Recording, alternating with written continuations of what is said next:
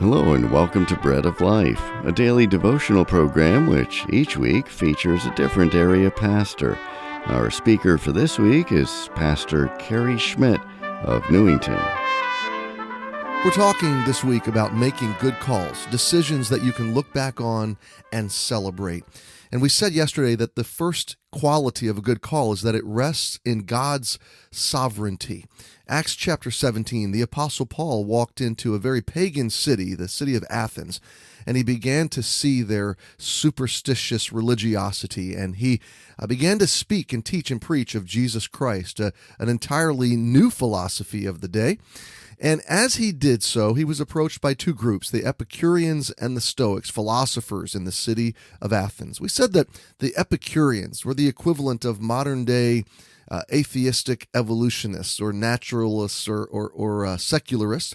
Their motto would have been self-fulfillment. Their decision-making process would have been based purely on their passions, their emotions, their desires. What do I want? What feels good? The other group that approached him were the Stoics, and they were sort of the other end of the spectrum. They were the equivalent of a modern-day Buddhist or even someone that's steeped deeply into religious discipline, because the Stoics believed in tapping into a greater power and moving through life with endurance and self-discipline, being unmoved by emotions and passions. And so their motto would have been self-sufficiency, that virtue is its own reward and vice is its own punishment, kind of a modern-day karmic understanding. So the Stoics and the Epicureans, they came to Paul and said, teach us about this new way of thinking. Now, what does this have to do with your life today and the way you make decisions? Well, it's very simple, friend. You and I often are drawn into the same way of thinking. Sometimes we make our decisions based on what's best for me in this moment. How do I feel? What do I want? That's Epicurean. Other times we make decisions based on, how can I self-discipline my way forward? How can I save myself? And that is Stoicism, modern-day Stoicism. And the Apostle Paul came in and he said something entirely different to these Athenian philosophers. He basically began by saying God is sovereign over all creation. God that made the world and all things therein, seeing he is Lord of heaven and earth.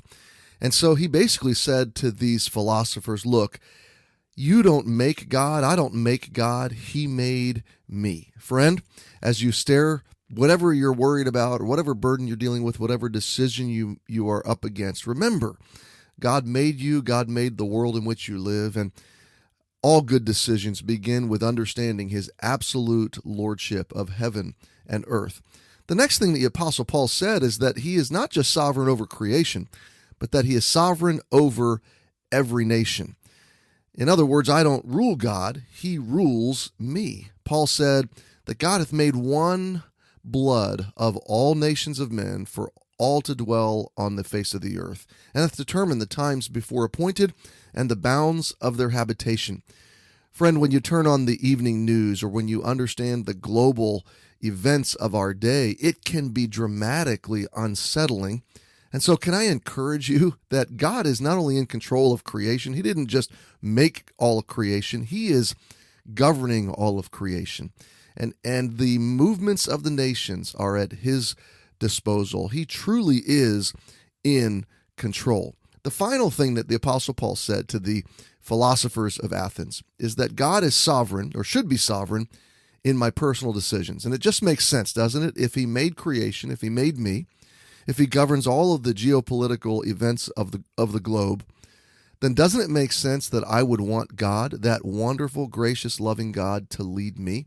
I don't lead God, he leads me. And yet so often in my prayer life, in my quest for intimacy and relationship with God, I'm trying to put God in my debt.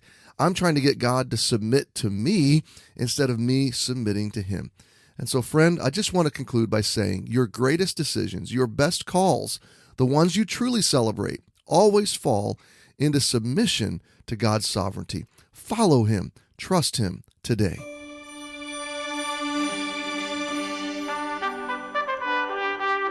You've been listening to Pastor Carey Schmidt of Newington, and this has been Bread of Life, a program to encourage you from God's Word.